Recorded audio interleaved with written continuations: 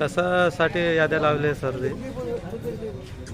ज्या शेतकऱ्यांनी ही पीक पाहणी 2023ला 2023 खरीपमध्ये केलेली त्या शेतकऱ्यांच्या ह्या याद्या आहेत। याच्यात हेक्टरी आपल्याला 5,000 रुपये सरकार अनुदान देणार आहे।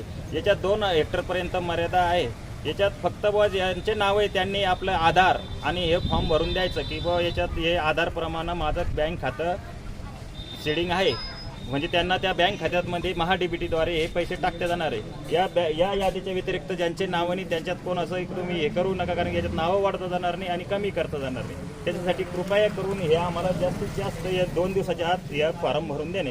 सामायिकवाल्यांनी आपले फॉर्म जे सामायिकवाले त्यांचे संमतीपत्र घेऊन देणे आणि जे वैयक्तिक येते आणि वैयक्तिकवाल्यांचं हे देऊन द्यायचं। वैयक्तिकवाल्याचा काही प्रॉब्लेम नाही, ते कोणाही तरी तुमच्या खात्यात येणार ज्याचे आधार लिंक आहे त्याचे। सर या याद्यामध्ये जिने एक पीक पाणी केली त्याचं नाव आहे का वेगळं नाव? नाही, ज्यांनी ही पीक पाहणी केलेली आहे त्यांचेच नाव आहे, दुसऱ्यांचे नाव नाही।